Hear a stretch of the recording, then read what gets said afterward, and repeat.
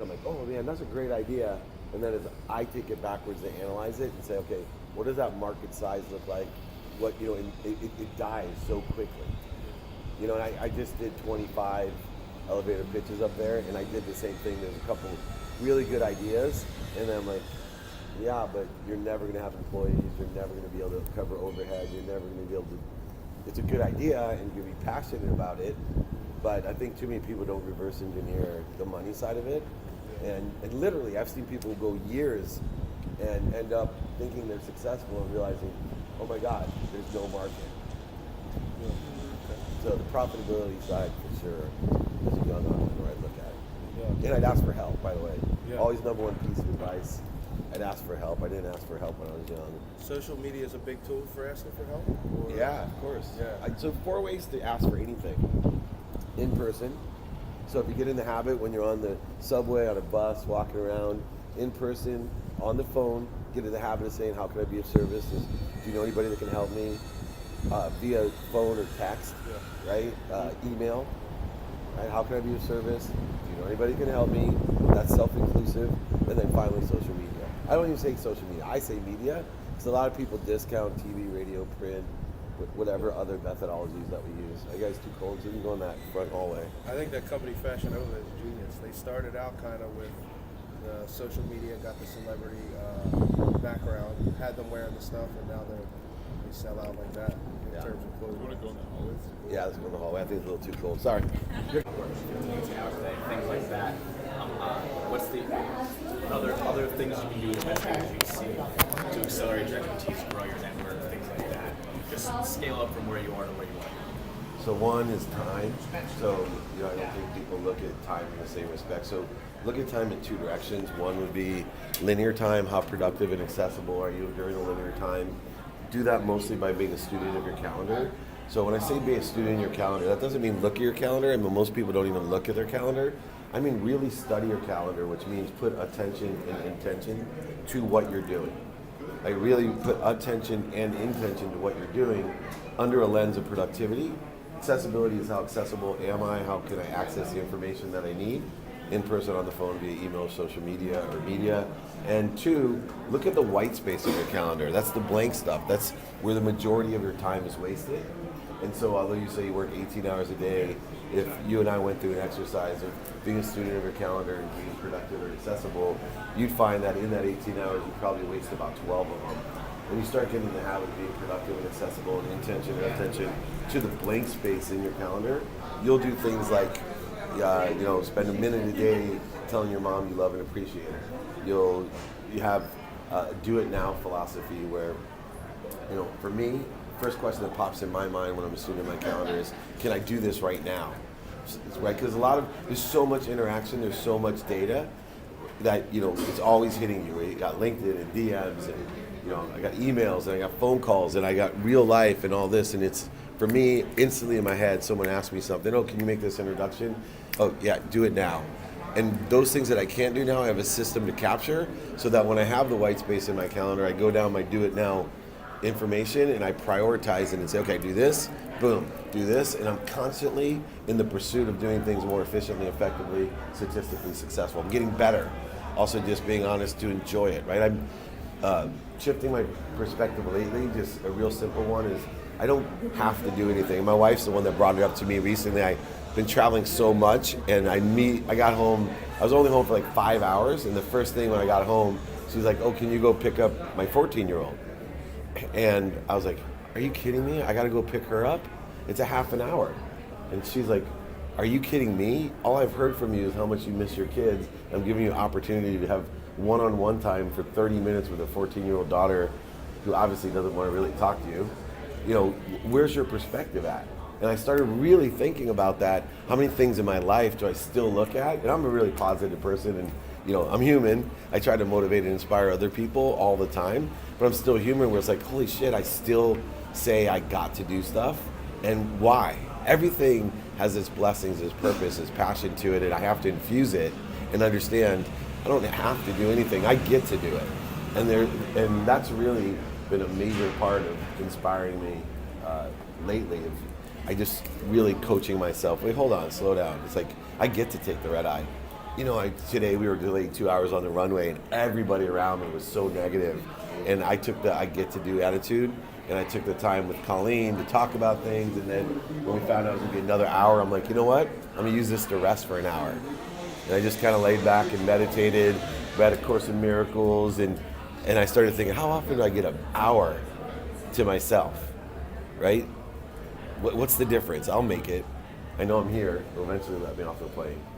So I think those are some of the key components on how to be more productive. Great question. Hi, what's your name? Lynn, thanks for coming. Thank you. Yeah. Pleasure. So we're a couple, we're addiction specialists, so we're in the business of helping others, right? So I feel like we have all the right ingredients, right? Whether it's mindset, gratitude, accountability, effective communication, right? Everything that you really teach, we really try to practice what we preach and learn. So I feel that we have the right ingredients, but we have a hard time taking it off.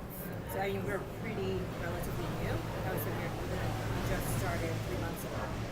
You have trouble taking time off? Is that? No, taking off. Like Getting clients. Getting clients. Oh, getting clients, right? So you already took off, right? I would say get stuck on getting stuck. You're not stuck, right? It's the consistent, persistent side of it. So, what if client acquisition is your objective?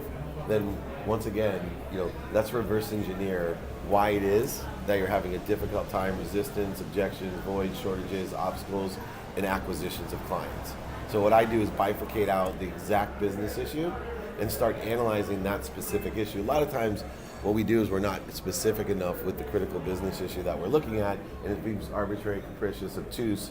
I'm like, oh, we're having trouble acquiring clients, but then meanwhile we keep doing the exact same things every day without actually, you'd be much better off taking an entire day, closing your business, and sitting there bringing in some mentorship, or just you two, sitting there in reverse engineering, analyzing what does it take to acquire clients? Emotionally, how am I connecting to the clients? What are the reasons that this is happening? What impact does it have? What capabilities do I have, do I want, or do I need in order to effectuate a better system to attract, allow, or I have a new word that I've been using, proclaim. And I really like the word proclaim, because proclaim, if you look at its definition, is proactively allowing to claim something. That means it already exists, right? So if I have a winning lottery ticket, I claim my prize. The $1.6 billion already exists. I then allow it to happen. So I'm proclaiming, I'm proactively going and allowing it to happen. So my suggestion for you would be take a step back for an hour or a day or whatever and really sit down and and this is for any problem or challenge, I don't call it problems, any challenge that you may be having, is that take yourself out of what you're doing. Right? Just like we take ourselves out and put ourselves back in the center so that we can elevate the awareness and vibration of what we want, get a simple understanding. So the universe loves simple. The truth is the simplest of them all. It'll just make sense. And sometimes when we have mentorship, someone can look at it and say, and you're like, oh, that was simple, right? Like the little button, the staples, right? That was easy. We don't really understand the power of intention and attention that matters. So whatever the specific issue is, take yourself out, start reverse engineering, thinking about it, reasons, impacts, capabilities. What are we doing today? What is creating the resistance? And look at all three levels of resistance that are created. Could be at a conscious level, could be what you're thinking, saying, or doing, but it also could be a limiting belief that you have, right? So you can discuss fears that you have and limitations that maybe you set forth onto yourself that subconsciously keep on coming. Since you're a couple, it's a collective.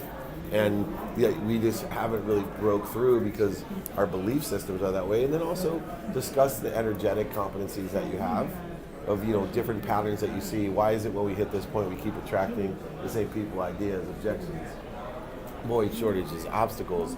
Or it could be a genetic thing, right? So I always look back and say, did this stuff happen to my mom, my dad, my grandma, my grandpa, an uncle? Something genetically, I can look back and say, do they have that? And it's usually stuff that bothered me about them, the things I didn't like about. So I look all the time at like what I didn't like about my mom or what I didn't like about my dad or sibling or even others. And then I can look introspectively and say, if I liked it about them, it was because I liked it about myself. The things I don't like about that is really what I don't like about myself or my business or whatever. So there's just a lot of self-observation and elevating of your own vibration that'll bring a real simple answer, and you'll see it's an energy and a competency that creates it.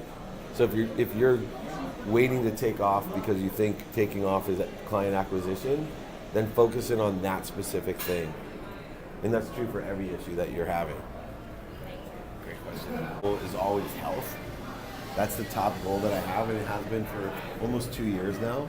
So, for me, when I turned 50 and coming on 50, like I feel that I can reverse an attitude that getting older means that you're not in as good a shape, you're slower, less energy. So health to me is number one, because if I'm more healthy, my energy will be higher, and I'll have more capability to help others, including my family and my business and all of those. So number one priority is health.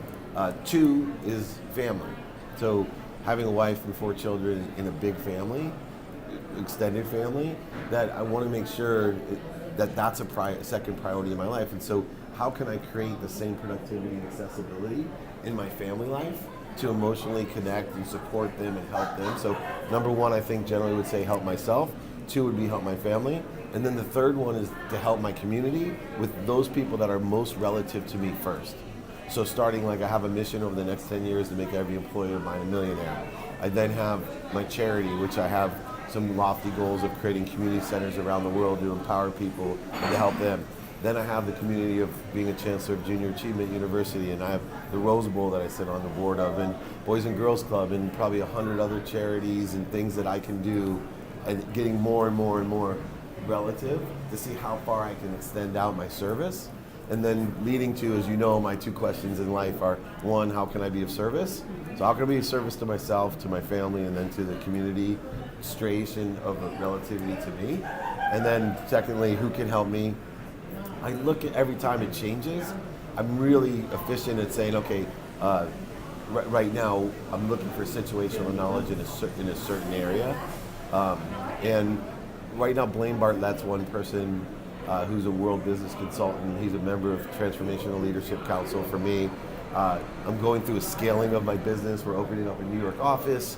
I have to clean out old stuff, and I have 6. I get home tonight, and if any of you follow me, those videos don't even show what I've been through, and because I made sure I was flying back home for 5 hours sometimes just to get quality time with my family, and then kicking right back to Florida, from New York to home, to Florida to home, to Florida to Portugal, to and that's what it's been for 3 straight weeks.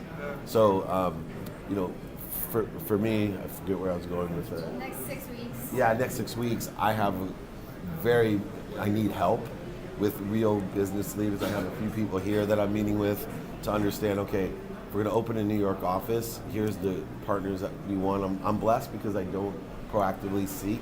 I proclaim people to me. But it's to figure out, okay, 2019 is going to be an extraordinary year, and I want to make sure that I maximize the potential and enjoy the pursuit of that. Great question. Got the question there. Yeah. Hey Dave, so so I just had the biggest interview this year so Right far. now? No, yeah. What do you mean, no? Well, not formally. What, are you with Maria Sharapova, or you want to meet Danica? I think Danica and I make a nice couple over there, by the way. Based on the people I've interviewed so far, Yeah. Jay Cutler, the bodybuilder. Yeah. And the question Definitely is, not the quarterback. No. The question is basically, how do you handle setbacks and mistakes? Because I went all the way to Boston, 4 years working on this, and then 4 months working on this, and then the audio was not good. I didn't turn on the mic. So Welcome to Justin's world. So, just in general, how do you handle mistakes, setbacks? So how do you handle that? there are no setbacks. Right, Wally? Only setups. There aren't any setbacks. Come on. That is such a perspective breaker to me when people are like, how do you, my volume, think about it. How old are you? 27. 27. What a lesson. What a lesson, right? Because there's a large lesson. How deep can you learn that lesson? What is it setting me up for? What it's setting you up for is to understand that when things are really important, instead of allowing them to constrict and we lose focus because we haven't put arbitrary, unfounded illusions of pressure on us, because in our mind that Jay Cutler is a bigger interview than Dave Meltzer, but just because I'm approachable and accessible, you don't get nervous, and so you remember to put the sound on. So what we have to say is, what is this setting me up for, right? It's not the sound that we blow, right? We blew Tannenbaum at the Dolphins, right? One of no audio, same exact thing. It was great. One of the great, Mike Chandler, they lost the card. The UFC champion, right? We lost the card. Those weren't setbacks to me. They were just setups, because it's like, okay, if when things get tighter, we make those mistakes, we're not ready for it. And so what am I supposed to learn? What did I do to attract it to myself, and what am I supposed to learn? I'm supposed to learn that I shouldn't let my ego create any inferiority or superiority. I shouldn't let my ego create separateness. That interviewing anyone is the exact same, right? And meaning, logistically, it's the exact same whether you were interviewing Obama or Dave Meltzer. It won't matter, right? We have to go, okay, I got my camera, I got my card, I got my sound. And what happens to most of us is we put an illusion that some things are more important or separate or inferior or superior. And unfortunately, when we think it's in a superior situation or a higher, we end up doing worse. All the time. I joke around, I play adult baseball, and I ended up with the second highest batting average after 11 years on my adult baseball team. I don't practice baseball. It's all ex-pro and college players, and I'm pretty much the worst player on the team. They only let me on the team originally because I sponsored it, and I was friends, and they like me.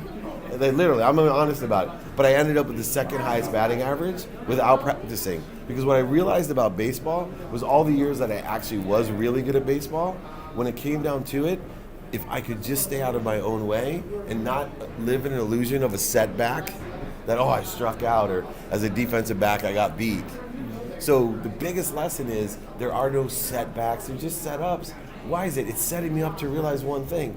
I just have to have a consistent, everyday, persistent, without quit enjoyment of the pursuit of my best. And just because something looks bigger than me doesn't mean it's bigger than me, and I want to get better to my potential when I think it's a bigger situation, not let it allow me to become worse. And that happens, so many people do that. I'm sure if I asked you to raise your hand, everyone knows exactly what I'm talking about. And it's a shame, because those are the moments that make you great. Those are the moments that accelerate your career. When you can get out of your own way and say, sitting on stage with Danica or Maria Sharapova, that's not bigger than you talking to me right now. And so I have to, this energy that I have to have on stage today or on the camera when I do a podcast. I have to be more interested than interesting. I can't allow it to get so big that I used to. I mean, first time I met Joe Montana, I was so surprised, because I'm running a big sports agency. I'm with Warren Moon and Leigh Steinberg right there, and I look at him and I couldn't talk. I'm like, Mr. Montana. I go, you're my hero. And Leigh and Warren were like, who are you? Like, we represent, Steve Young and Troy Aikman and Lennox Lewis and Evander. Why are you so nervous? It's just Joe Montana, right? And I was like, I don't know what happened. It was about to be a big setback, right? And then Leigh's like, I thought I was your hero. Just like I thought I was your biggest interview, right? He was telling me the same thing. Like, Joe Montana's no different than Warren Moon, Steve Young, Troy Aikman, depending on who you like. But we're all the same. And treat your friends like your bosses and your bosses like your friends. Have you ever heard that? We act and treat our bosses so different. And then, look, I've been a boss for a long time, and I laugh when, I know when someone's just kissing my ass, right? And it gives this energy to it. I'd rather someone just be real, and I walk away going, oh, I really like that guy or that girl. I really like, because they're themselves. The last thing I want is someone telling me, oh my God, Mr. Meltzer, I love your hair. Like, really? Because I don't love my hair. Like, you're just kissing my ass. Got it. Cool. Thank Great you. question. Hey, David, I just want to thank you for all the content you're putting out online. I think, as you said, that you've always been a boss, but I think you're making a lot of bosses, people that think they can become bosses, just by you being vulnerable and honest and really putting it out there and telling you what it's like from your perspective, which I really appreciate. Myself, I've been in business since I was in college. I've never really had a job. I've always been in business, a serial entrepreneur, as people call it. But one of the things that have happened, the guy that you spoke to on camera, Ed Mylet, talks about this thermostat. Yeah, you get to a certain point, and all of a sudden you sabotage yourself or bring yourself down. You talk a little bit about that in your books and stuff. Yeah. I just want to know if you could maybe speak to that a little bit about what kind of advice you give to somebody that is a striver, working on being a thriver, but as they get close to thrive, they chicken out or they backfire on themselves and then find themselves back to surviving again? Yeah. So an internal thermostat is an unconscious competency, right? And the first step in it is to try to become aware by looking at the patterns in our lives and saying, why is it every time I'm this close and then something happens, right? Something happens. Well, that pattern has to, if we're thinking, saying, and doing the right things, and we keep on growing, and we even believe the right things, there has to be a reason. That's that internal thermostat that Ed talked about, which is extreme enlightening way to look at it for me, and that's why that interview, if you haven't seen it, watch Ed and I both ways. It's one of my best. Tom Bilu and I, really good ones, but it struck me emotionally, right, that why is it, right, and there's two things. There's a genetic one, a genetic thermostat. That's your DNA. It's coded a certain way.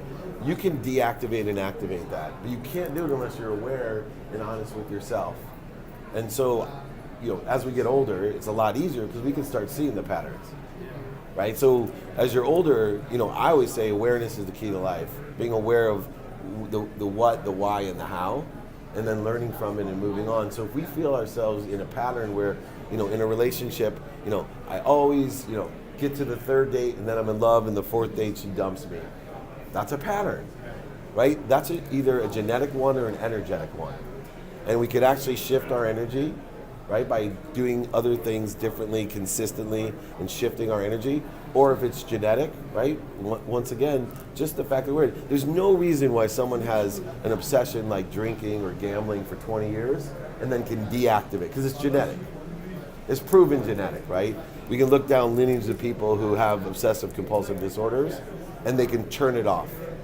But you can't turn it off forever, right? If you have a problem, you can turn it off, but I could go 20 years sober and have one drink and be in trouble. My biggest addiction in life was nicotine. I chewed tobacco, and I finally realized the pattern, right? I quit so many times, I realized the pattern.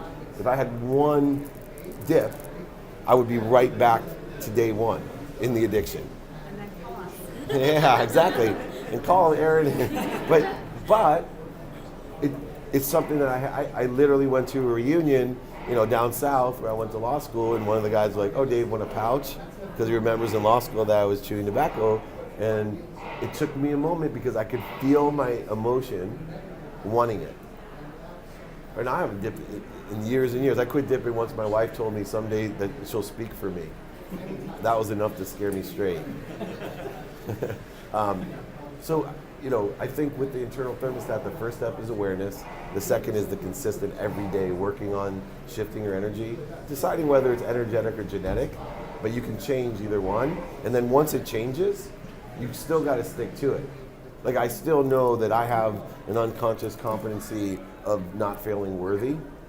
So therefore, if I achieve too much, which I also have a genetic competency for, because you don't just make as much money as me right out of law school and keep on, right? I can attract wealth, but I know that every day I work on my receivership, right? That's everything comes through me. I tell myself I'm in receivership, right? I can feel the emotion right now. It makes it worth it more. Because if not, I'm not going to feel worthy. Like, why do I have all this stuff? It's not for me. The minute I go into that mode of my energetic and genetic self, then I get into self-destructive behavior, self-sabotage, because of an energy that I carry. And I constantly, just like an alcoholic, have to be aware, just like I do with nicotine, that this is part of me, and I'm just consistently, I'm not going to go there, right? I don't expose myself to the situation. I got one more question, and I got to run up and do a quick interview. And I'll come back down. I always pays you this year. Yeah. Okay. Yeah, me too. Yep. All right, one more question. I'll be selfish and no one else wants. Oh, wait, right here, your question. How do you work on that receivership? What are some things you do? Yeah. And how do you Wow. know when it's working? Well, receivership is always working. You're just getting better at it, first of all. So the idea of receivership is appreciation. So the idea of appreciation is two things. Number one, put yourself in the habit of every single thing that happens to you, be grateful for. Right? That's the first level of appreciation. God, I'm so thankful I got stopped at the red light. I'm so thankful we're stuck here on the runway. Now, this is my thought today, right? I'm so thankful. Everyone else is New Yorkers, you know. Dylan McDermott was there, you know, behind me because this flight got canceled, and you know, I was like, I've never sat this far back in a plane, and he's sitting behind me. I'm like, hey, I'm so thankful I'm not as far back as Dylan McDermott, and he's more famous than I am. But the first step is gratitude. And then the second part of appreciation is, now, how can I add value to the situation? That's what puts us in receivership, is not only being grateful, but adding value to the situation and then giving it away. So how did I give that situation away? Number one, talking to Colleen, raising her awareness about how lucky we were and blah, blah, blah. And then on the way out, while everybody else, the pilot came out to say, hey, thank you, I'm so sorry. And my team, the two of them and I, were the only ones smiling on the way out, right? Overnight flight, you don't want to sit 2 more hours on the runway. And we both told the pilot and the flight attendants, hey, thank you so much. And I'm so sorry. They gave me, right? I was like, you got us here early. I go, you know, what are you sorry for? Thank you. I really appreciate it. We're here safely. And I could see them feel good about their job again, right? They were feeling less than, and now they felt more than. And so when you know you're in receivership, it's not just monetarily, it's this energy of, I'm so grateful for everything that I've attracted to myself. I'm now responsible for adding value and then understanding what I have by giving it away. I gave my gratitude and appreciation away to the flight attendant and the pilot, and I changed their day. Right? Because I was almost one of the last ones off the plane, and they were just being beat up again and again and again.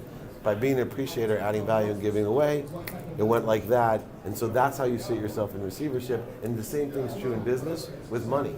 People do not have a problem making money. The truth is they have a problem giving their money away. And then no matter how much they have, it's too much for them, and then they can't make more because they're full. When you're in receivership, you're constantly emptying your vessel, and you're in receivership to fill me back up, and your container gets bigger and bigger and bigger. And the universe responds exactly.